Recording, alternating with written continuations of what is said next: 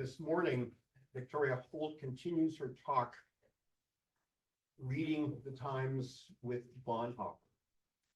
I thought a lot about your presentation last week, Bonhoeffer's early years, and I was struck by the quote from his May 8th, 1932 sermon from Chronicles, "We do not know what to do, but our eyes are on you." Quite a statement. Yeah. You said that Dietrich Bonhoeffer contrasts the appeal of political leaders who offer certainty with the situation of Christians who look to a higher authority. And you quoted Bonhoeffer, "In comparison, how pitiful, how poor, how disgraceful and cowardly, how little willing to take responsibility, and how lacking in feeling for the fatherland must the one whose whole program consists of the recognition we do not know what to do, but our eyes are on you." That's another really incredible statement. Yeah. I wonder if any of us would ever say anything quite like that. That's a fascinating statement. Bonhoeffer noted, you wrote, "A political leader who made such a statement would be laughed off the stage. And yet for Christians, the biblical verse was an important reminder that God's commandments and promises were firm. The message of the cross and the promise of the resurrection were clear."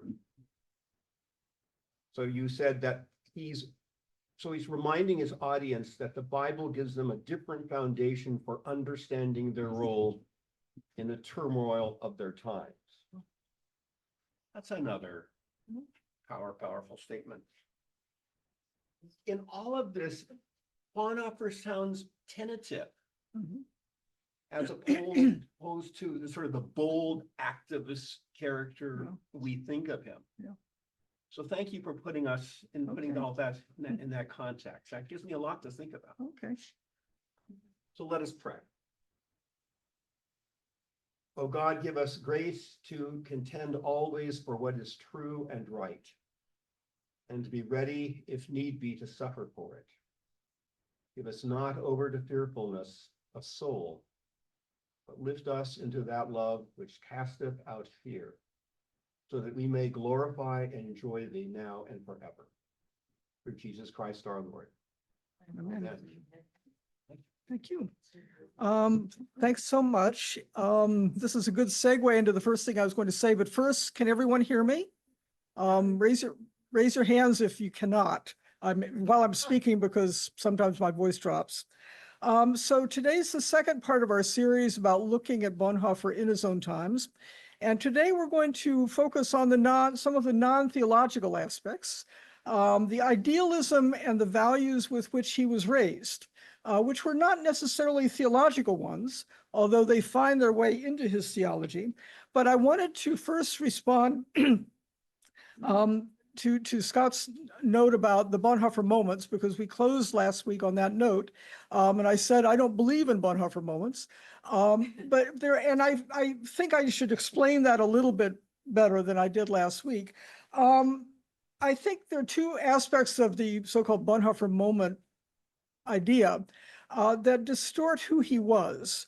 The first is that it isolates him from his larger context. There were other people we're really looking in this series at this family, but there are other people in the church, other people in Germany who are trying to do things. He's not the Lone Ranger. And while he's a remarkable individual, in many cases, he's working with and being influenced by other people. And I think it's important to see that. The other thing is that by suggesting that from the very beginning, from 1933 onward, he's at the head of the crowd in terms of resisting National Socialism and seeing the danger of it, he has his moments of real doubt and vacillation. Scott and I were just talking about this. And one of the elements that helps us understand that better, in fact, is this notion of idealism, the values with which he was raised. What begins to happen after 1933 in Nazi Germany, as most Germans are following other ideals. They're all too willing to compromise when they should know better. And he himself is struggling with that as well. So we'll talk a little bit about that today. From last week, briefly, we looked at his family background and we looked at the turbulent world in which he grew up. As I said last week, when we think of him living in turbulent times, we think 1933 to 1945. But in fact, his entire life was lived during a period of great crisis, beginning with the First World War and its aftermath and the turmoil of the Weimar years. And in looking at the sermons last week that we looked at from 1932, you really see that. I've brought in some of the quotes that we talked about last week, where in 1932, he describes his generation as being in free fall. He says, we're trying to walk across a sea of floating ice floes.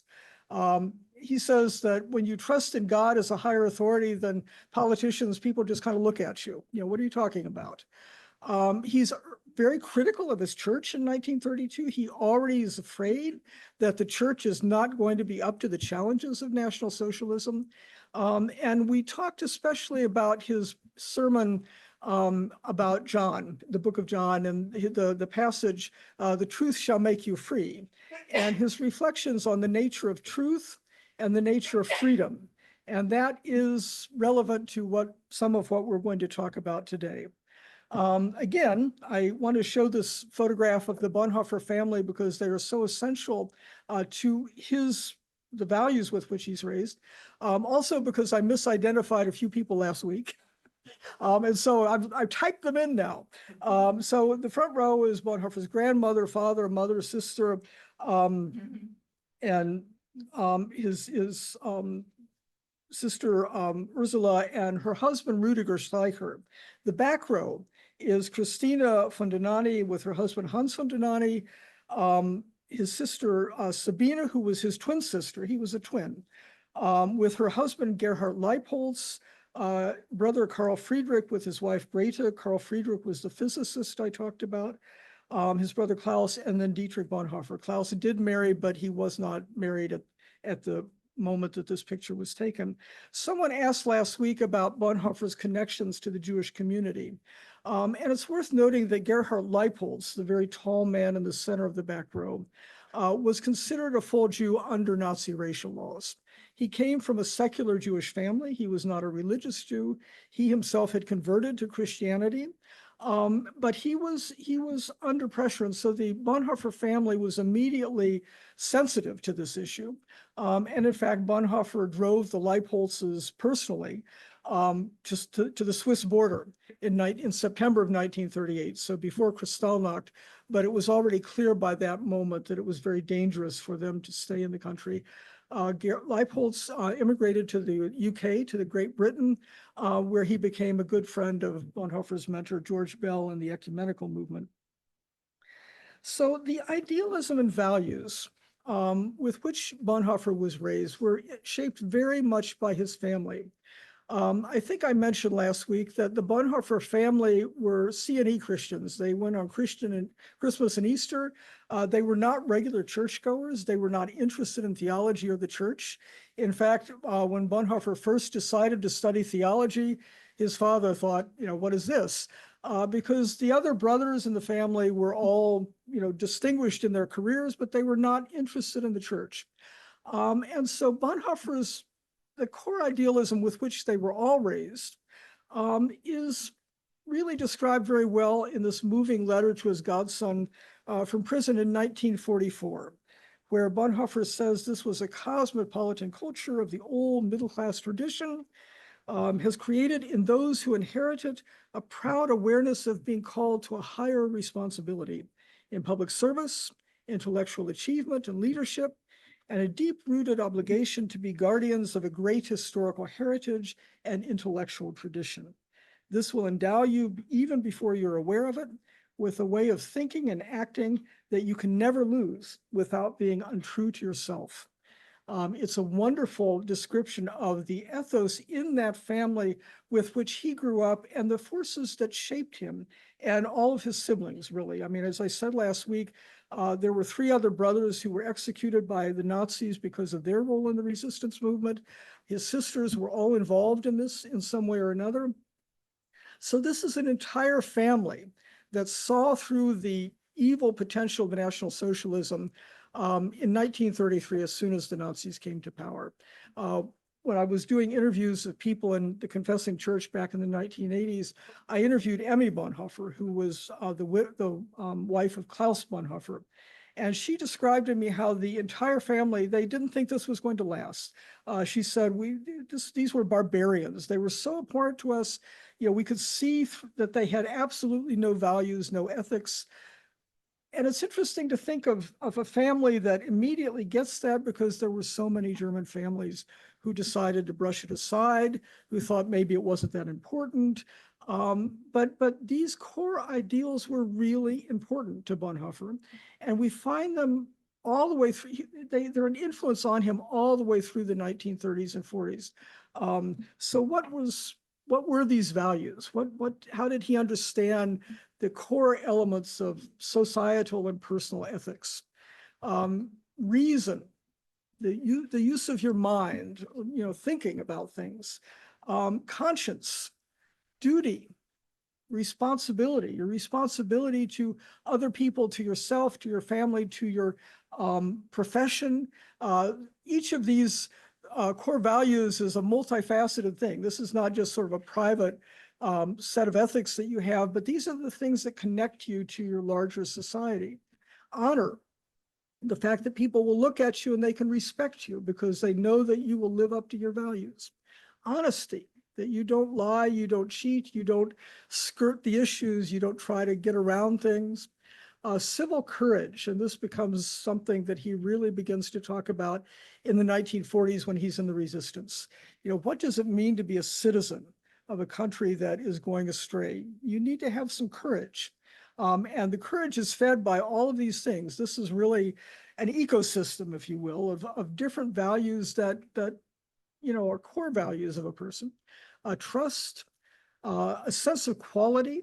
Bonhoeffer wrote a lot about the sense of quality, by which he meant that when you have certain values, when you live according to certain rules, you don't succumb to the barbarian pleasures of the crowds. I mean, this is a very elitist understanding.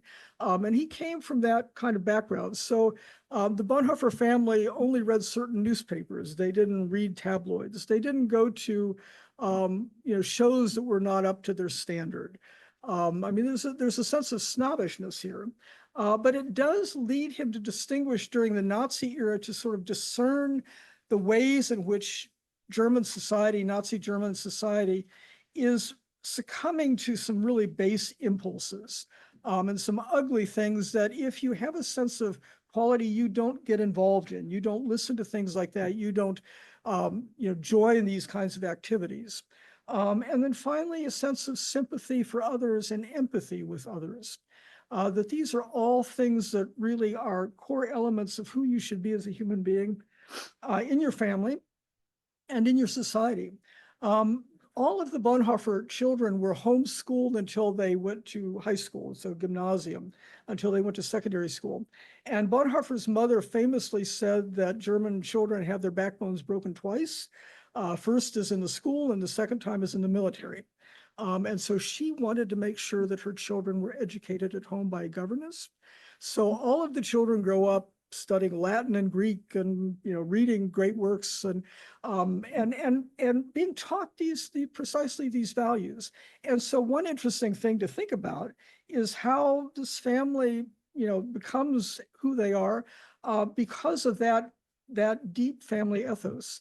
And I'll get into this more next week, but Bonhoeffer's family also becomes his center after a certain point during the Nazi years, because for one thing, in Nazi Germany, there were few people you could trust.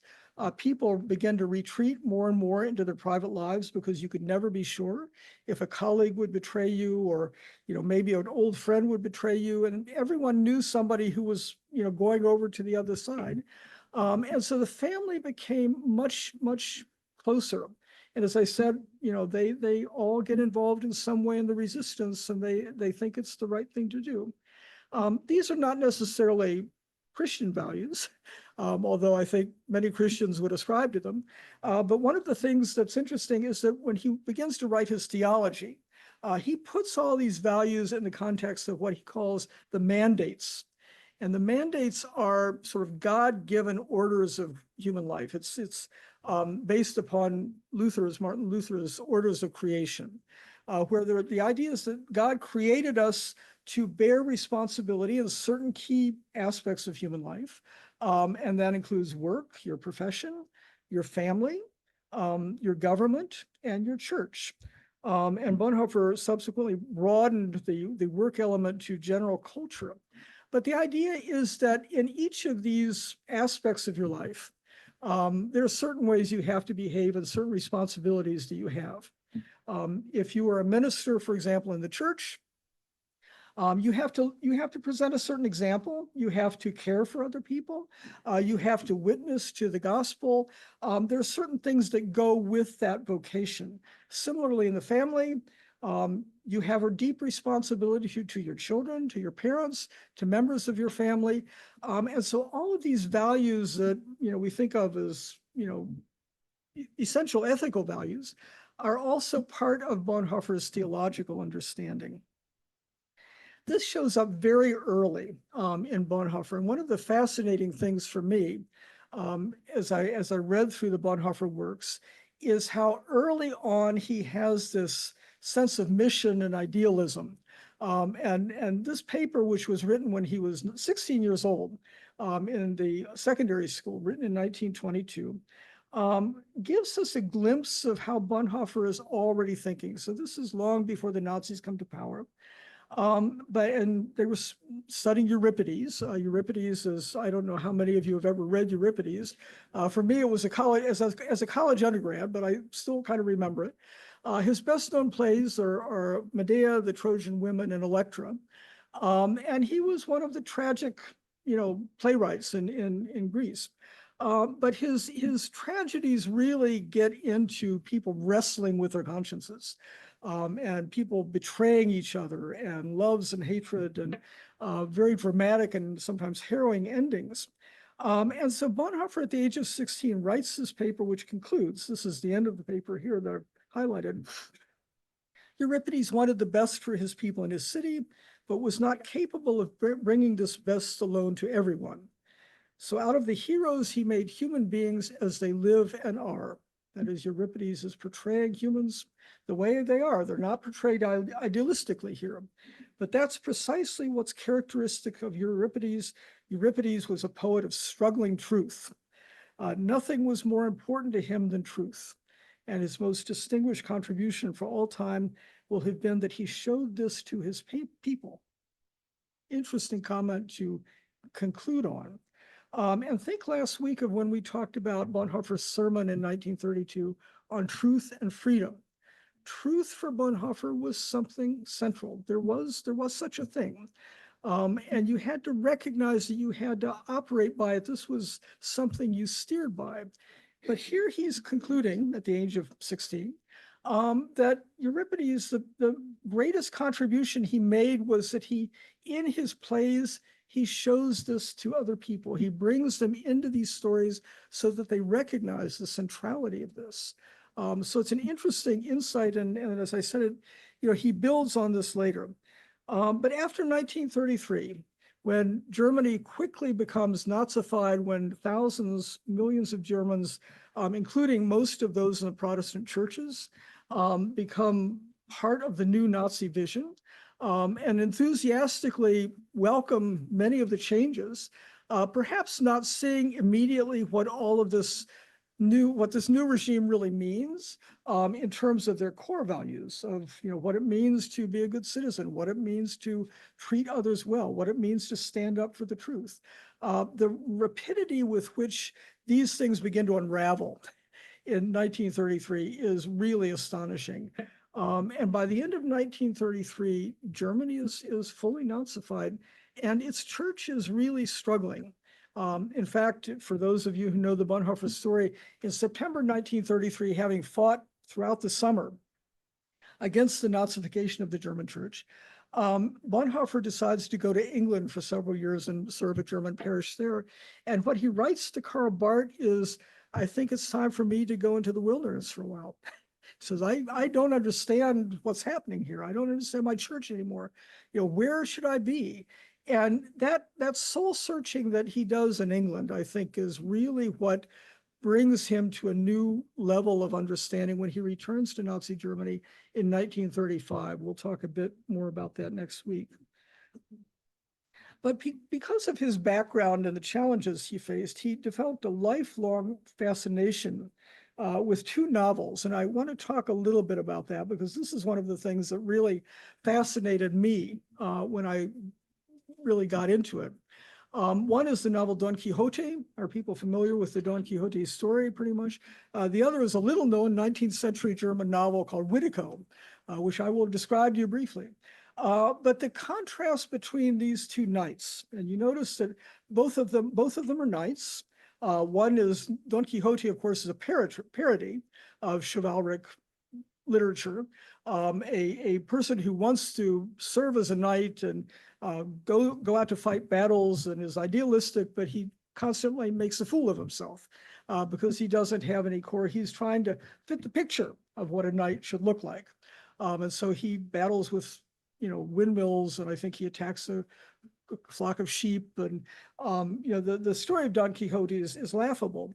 The story of Witiko is very different. So let me talk a little bit about what Bonhoeffer said about Don Quixote first. So Bonhoeffer first read Don Quixote in the 1920s as a college student. He continued to refer to it throughout the 1930s and 1940s. And what he wrestled with in the story of Don Quixote is what happens when you're fighting battles for the right, but nobody thinks that everybody thinks you're ludicrous. And that was, of course, the situation after 1933 in Nazi Germany. To fight for the confessing church, to fight, for different kinds of policies, to fight against some of the state policies, in a moment where people feel that Germany is finally being restored to its former glory. And you've got enthusiastic Germans, going to the Nazi rallies and looking at the people who are in opposition to that as jokes, as people like Don Quixote. And so in the early 1940s, Bonhoeffer writes, the perennial figure of Don Quixote has become contemporary. This is the picture of the adventurous enterprise of an old world against a new one, of a past reality against a contemporary one, of a noble dreamer against the overpowering force of the commonplace.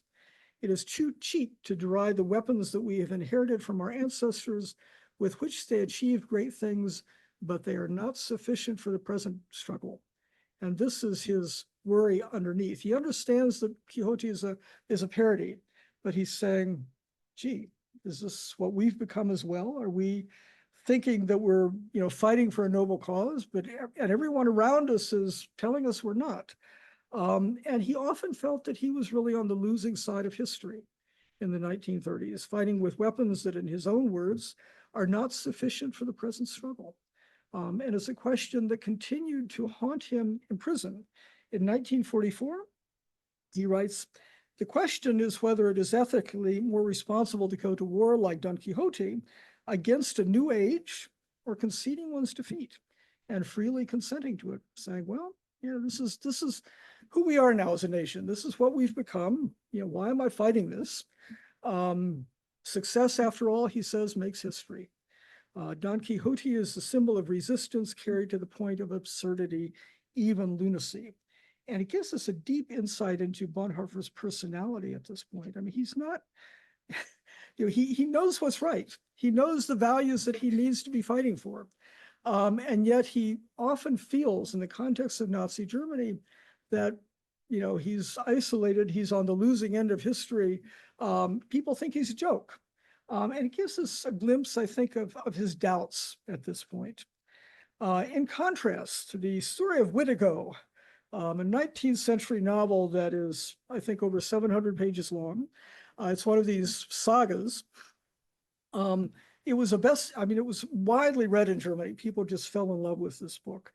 And Witiko is a 12th century Bohemian knight. And so the novel tells the story of the saga of the founding of the Kingdom of Bohemia. It covers 46 years in its scope. And Witiko at the beginning of the book is a young man. He's a virtuous knight. He's comes of age and is constantly tested and betrayed. So this, if you've ever read mythology or fairy tales, this is kind of the standard outline of so many tales like that, where you've got, so you have a young person of valor and courage, and they will be tested again and again. Sometimes they fail, sometimes they succeed. But at the end of the story, after they have passed all their tests, they emerge as widely respected and someone of true nobility. And that's the Witiko story. When he realizes, for example, that he has become loyal to a military leader who's unworthy, he openly renounces that loyalty. He's thrown into prison for a while.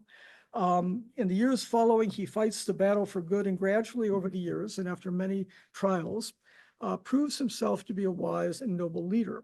So a major theme throughout this novel, and this is a major theme in Bonhoeffer's book on ethics, is the necessity of taking responsibility, making a decision, acting on it, and then boldly bearing the consequences, including any guilt. Someone asked right before the class started about Bonhoeffer's role in the resistance and his support for the assassination of Hitler and leading Germans. This is Witiko. This is, Witiko is driving his decision here, where he says, you decide you're going to do something, you are willing to take responsibility for it, and you are willing to acknowledge your guilt in that. But that's what it takes to be a true person of nobility. And in many ways, this echoes some of his 1922 paper on Euripides. And of course, in Bonhoeffer's book on ethics, which he writes in the early years of the Second World War, there's a lot of this.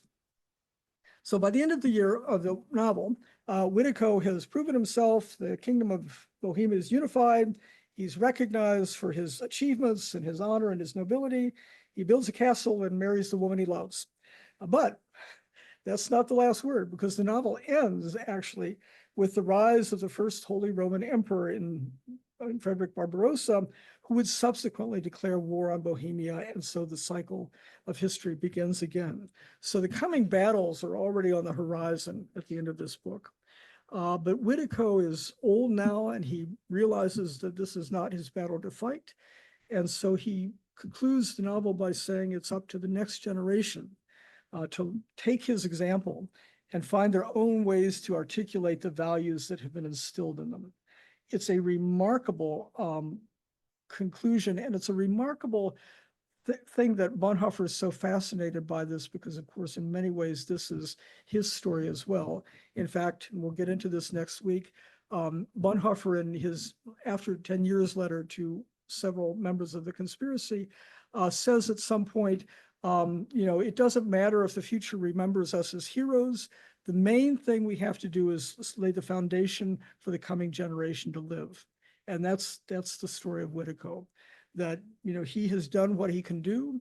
He's passing the torch, passing the values on, and it will be up to the next generation. And Witiko, doesn't know if Bohemia is going to come out of this next battle or not. But that's how the book concludes. And so Bonhoeffer constantly wrote in his prison letters about this contrast between Witiko and Quixote. And Witiko's example, I think, inspired Bonhoeffer to think about ways in which he had contributed to the future generations in the church and future generations of Germans. Bonhoeffer described Witiko as the most beautiful book I know. It's very moving. And he told his fiancée, Maria von Wedemeyer, that she should read it. And after she read it, she said, "This man reminds me of you." I mean, it's just a fascinating story. So I mentioned the letter that we'll talk about more next week, after 10 years. But in a way, this is his reassessment after 10 years of National Socialism. That's why the title is After 10 Years. And at some point he says, "We have been silent witnesses of evil deeds. We have become cunning and learned the arts of obfuscation and equivocal speech. Experience has rendered us suspicious of human beings, and often we have failed to speak to them a true and open word. Unbearable conflicts have worn us down or even made us cynical. Are we still of any use? Will our inner strength to resist what has been forced upon us have remained strong enough and our honesty with ourselves blunt enough to find our way back to simplicity and honesty? I don't think he could have written this without the background that I was just describing, this background of core values of idealism, his reading of these novels. He after 10 years of National Socialism, I think he has come to understand his own role in the history that is unfolding around him, which is, a remarkable thing. This is a man in his 30s.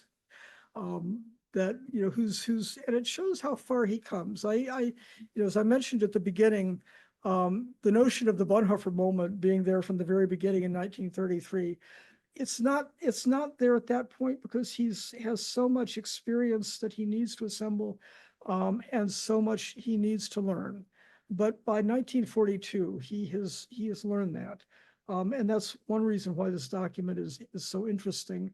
And remarkable because it shows the way in which he has developed. So I wanted to conclude on a few things in terms of reading. One is that there is a wonderful, wonderful essay on Whittico and Bonhoeffer in the magazine Image, Daring to Do the Good, the Knight, and the Theologian, and by a woman named Kathleen Housley. It is not behind a paywall. So if you Google Image Bonhoeffer Housley, you will come up with it. But I'll send the link to Scott so he can send it around to people.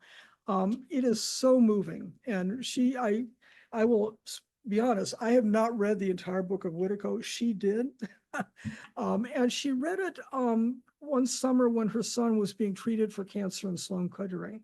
So there's sort of an overlay of a story there. She's reading this novel in a situation that is really testing her.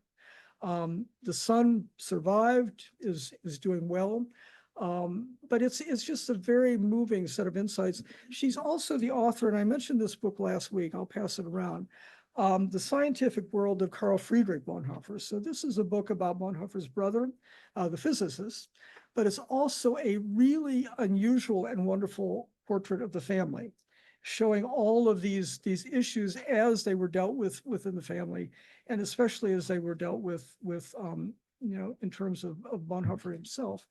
It's expensive, but every once in a while it goes on sale. So if you're interested, let me just pass it around if you don't mind. Here we go. If people are interested, these are two things that are valuable to read. So the other thing I wanted to mention, and we'll talk about this next week, there's another book that he wrote, or a collection of writings that he wrote in prison called Fiction from Tegel Prison. And these Bonhoeffer wrote, many people know that he wrote poetry in prison. He wrote 8 poems. But during his time in prison, he also started a novel. He started a drama.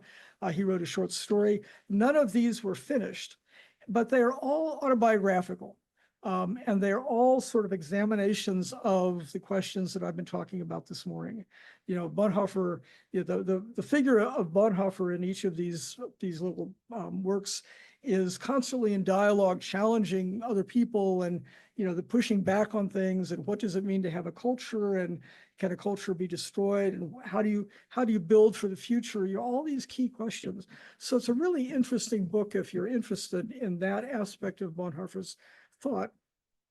The other thing is that someone asked me last week about biographies. And I mentioned the biography from Christiana Tietz. I'm showing it here, and I'll send the list of biographies around to Scott. So if you want a good short biography of Bonhoeffer, it's about 100 pages. This is the one. She covers a lot of territory. I think she wrote it for people who are taking classes on Bonhoeffer, and they basically need the story. And so this is the story. The other biographies, if I can just talk for a minute about that.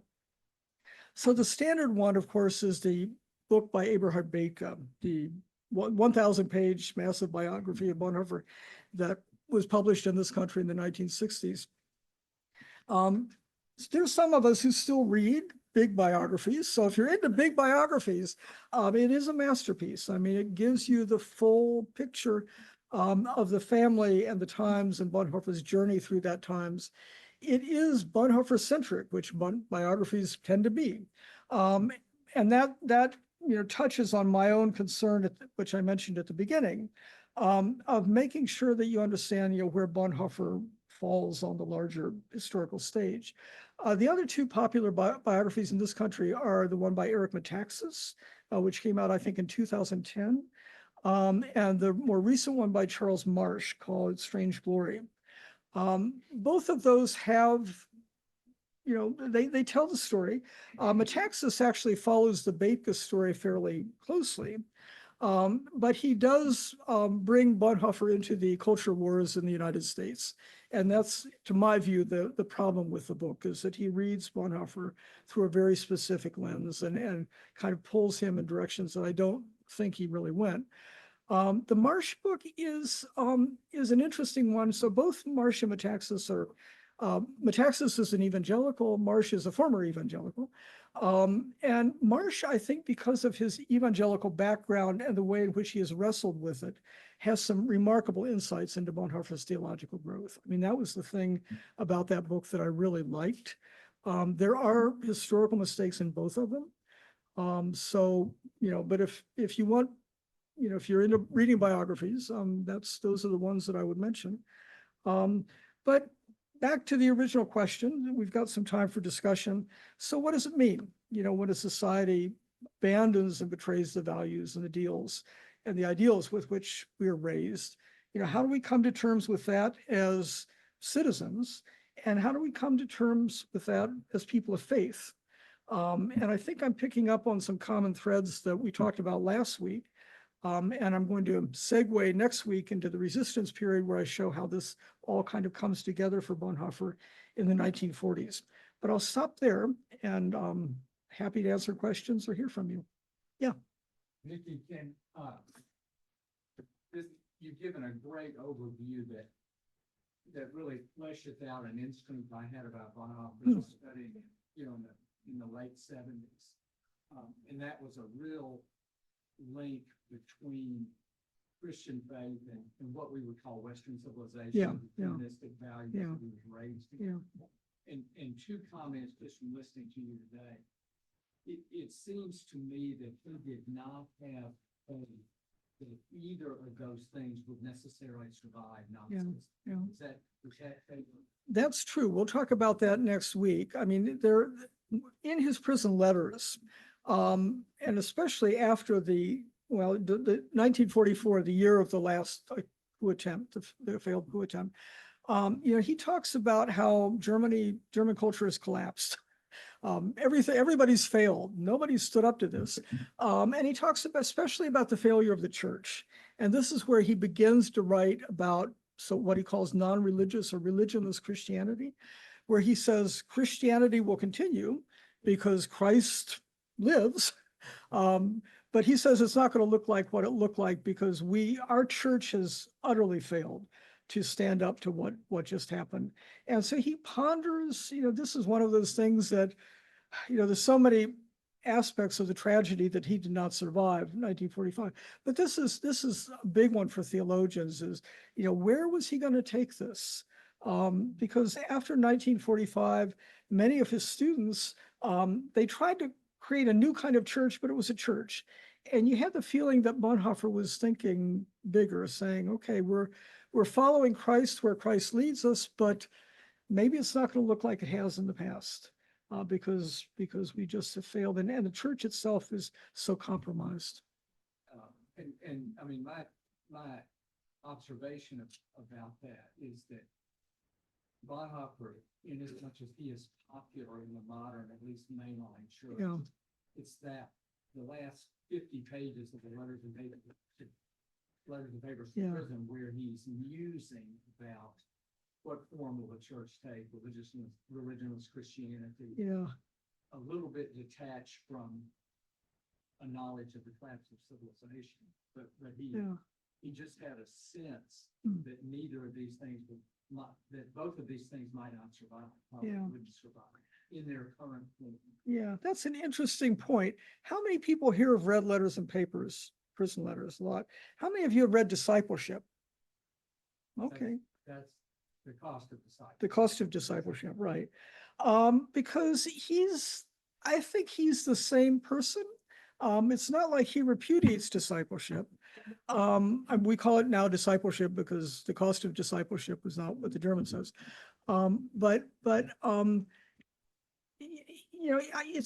It's not just that people often misconstrue religion as Christianity. They think this is some kind of secularized thing. And it really isn't. I mean, he continues to be a very devout Christian. And even as he's writing about these other things, and one of the most moving letters and papers, it's the letter he writes to his friend Baker the day after the failed coup attempt. So it's clear now, it's over, right? And he talks about how, when he was younger, he met people who said, we want to be saints, they want to live a saintly life. And he says, all I want you to do is learn how to have faith.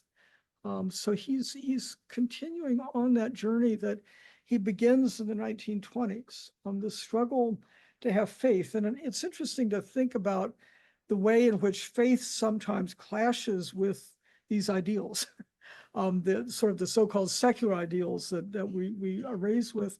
Are we called, and he warns against this actually during the war, where he says there are people whose faith, they sort of have a fanaticism about it. So it's a set of rules, and if you break the rules, you're out of the church.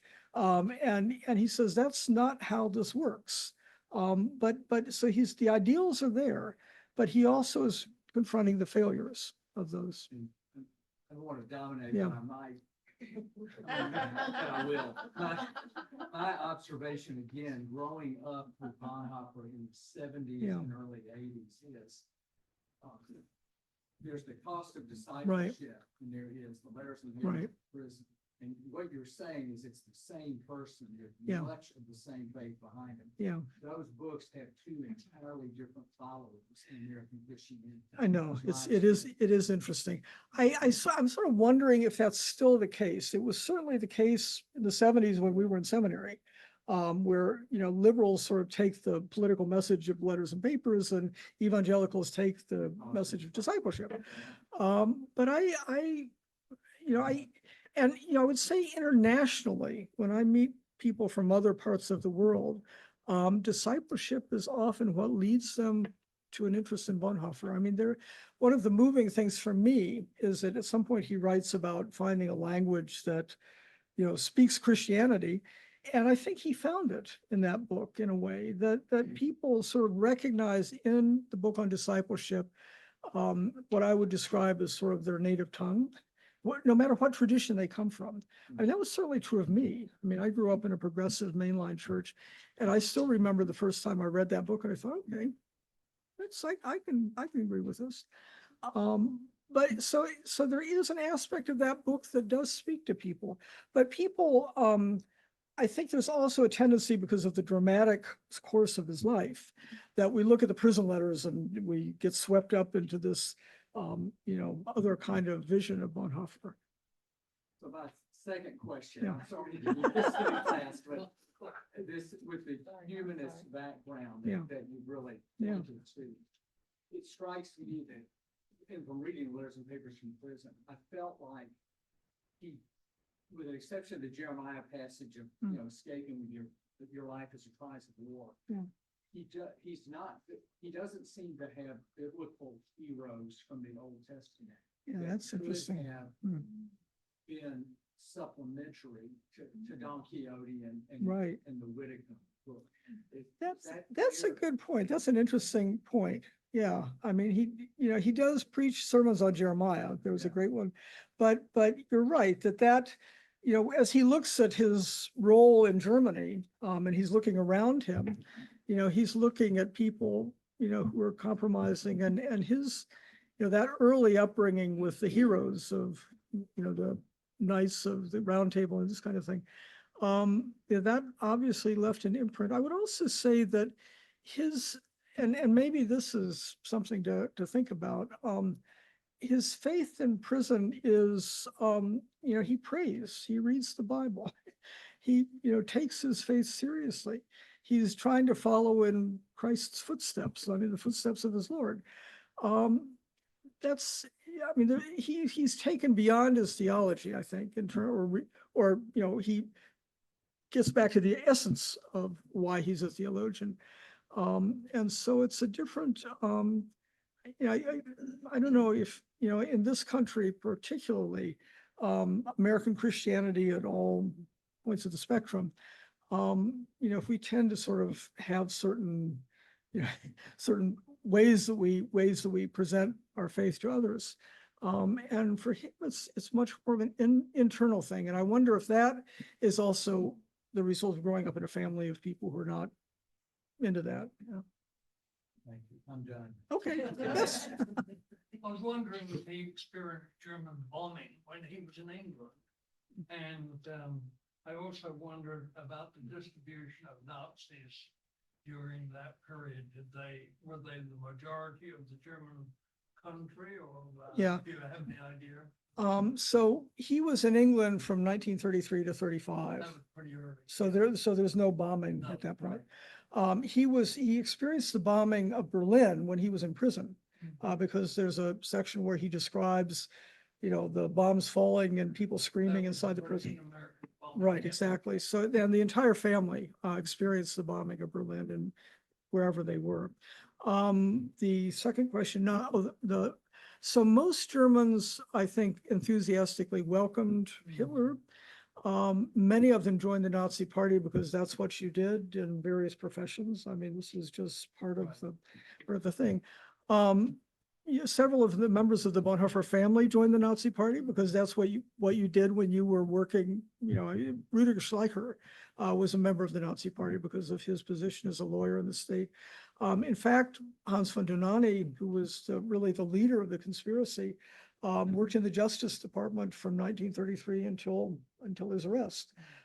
So people in public, they had to at some point publicly present, they couldn't talk about their internal resistance. And I'll go into that next week, because one of the interesting things about their resistance circles in which Bonhoeffer moved is that these folks are all Nazis until they weren't.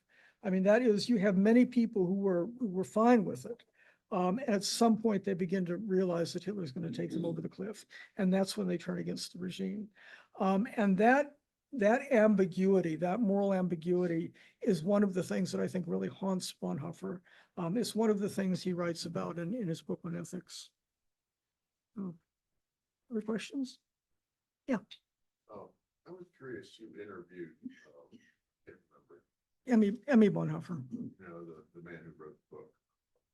Oh, Eberhard Bethke, yeah, His friend, right. and as I remember, he served as chaplain. Yeah, yeah.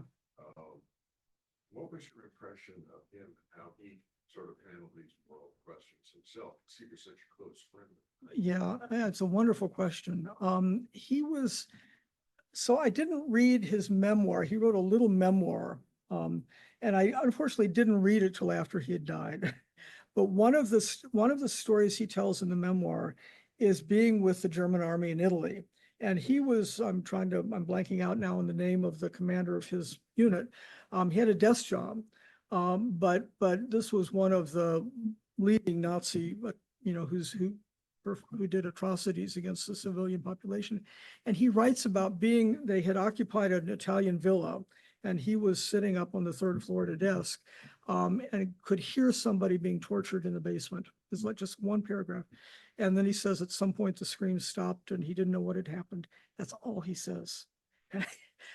He never talked about that as far as I know. But his experience of that, and I think that experience was more common for many people in the resistance than we like to think. It wasn't like the good guys were on this side and the bad guys were on this side, because if you were in the German army, you saw things, you heard things. And so dealing with that, and that's where Bonhoeffer's reflections on guilt and responsibility, I think that was some of what he was thinking about. He also, most of his seminary students that he taught in the mid-1930s ended up on the Eastern Front. I mean, they were immediately drafted. And the Eastern Front was just ruthless. I mean, many of them were part of or witnessed atrocities. And reading between the lines, you have to read between the lines of his letters to them and what they're telling him, but it's clear that he knows. And so, you know, again, that kind of awareness and what that does to a person of conscience. And I think with Baker, it was the same thing. Baker did, you know, he died in 2000. So among other things, he, you know, sort of created the Bonhoeffer narrative until that point. But he also really began to push for a different kind of post-war German mentality about what had happened. And in many ways, he goes much farther than Bonhoeffer because he continued to live. And so Baker is a really interesting figure in that regard.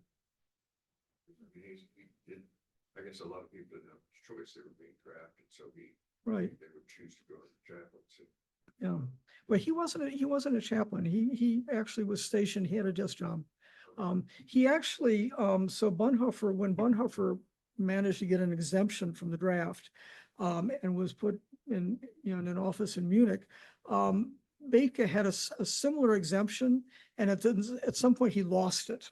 And then that's when he was sent to Italy with military. One of the quotes that you shared earlier, refer to words and words, the meaning of words going back to what they originally meant. Yeah. And also his emphasis on truth. Right. And so how much of that was influenced by, or did he speak directly about the influence of propaganda in Nazi Germany? Remember if he did that explicitly or more obliquely. I mean, he does, so one of the things that comes from his family, and Bonhoeffer describes, you know, his upbringing is, you know, he moved from what he called the phraseological to the real. That is, you don't just sort of have small talk, you don't talk. And that was apparently the ethos of the Bonhoeffer family at dinner time. You didn't make small talk, you talked about real issues. And so he grew up in a setting in which he did that. The propaganda, I think, was simply so appalling to the entire family. And when you look at Nazi propaganda, I mean, you really understand that, you know. I mean, and the ways in which people were swayed by it. And I think that was one of the things that Bonhoeffer realized, that most Germans didn't have the core to kind of not be swept away, or something that enabled them to resist that. Vicky, when I think about that Chronicles passage, we do not know what Yeah. to do. He Yeah. begins to know what to do. What's a transition? Yes and no. I think I'm not sure that he himself felt that he knew what to do. I would say that but our eyes on you is the most important part for him. That he is at some point just sort of saying, okay, God is leading me somewhere. I have to stay true to my values, so I will follow this path. But that doesn't necessarily mean that because he doesn't know what's going to happen, he doesn't understand, you know, I mean, there are no choices there. I mean, the only choice is to either, you know, enter into the resistance or go along with things. What are the first steps towards resistance? I think part of it is simply the clarity of recognizing that this was not something that he could support, and that there was no future for Germany along this path. He was clear in the very beginning on that. And his focus during the 1930s really is on the battle within the confessing church. I mean, he wants this to be a kind of church that speaks the truth in this situation, and the confessing church, you know, most people begin to cave and make compromises, which he finds tremendously upsetting. So that's where the action begins, is within the confessing. Yeah, I would say that that's where it's mainly focused, is in the confessing church. And one could make the argument even after he gets brought into the resistance, you know, like I said to someone at the beginning, you know, he's not in the inner circle that is going to, you know, put the bomb in or shoot. I mean, it's, you know, what they're doing at that point is trying to figure out what post-war Germany might look like, what a post-Nazi Germany might look like. And so he's reflecting on that with people. And he's privately helping people. That's one of the things that I've sort of found in my own research is that he's part of a network of people who are still trying to help. God clearly tells us not to murder anybody. Where did he decide? I mean, he would know that to me. Right. How did he decide that murdering Hitler was actually the right thing? Yeah. So the entire family, according to several family members after 1945, said there's nothing else we can do here. Hitler has to be removed. It wasn't just Hitler. The list of people to be assassinated, I think there were 38 people on that list. So Hitler, Goering, Himmler, all the leading Nazis, they felt that there was no way of removing that regime unless you took out the leadership. What Bonhoeffer said was he didn't try to justify it theologically because he knows the commandment. And he can't provide a theological justification for murder because you can't do that. So that's where Whitaco comes in. He says, I believe that this is what we need to do. I'm willing to take responsibility for that, and I will answer before that to my God. So, I mean, I asked Eberhard Bethge that question when the first time I interviewed him. And I said, so how did Bonhoeffer square this with his theology? And Bethge just kind of looked at me and said, he didn't. You can't square it. You can't square it. He said, but he really believed that there was no other way around this. So, Next week, we'll get into the resistance, building on what we've said before. And my book is somewhere there. Okay. So, so if you do the sign-in sheet, I will get you this set of slides and the other references. Yeah. Thank you very much. Great.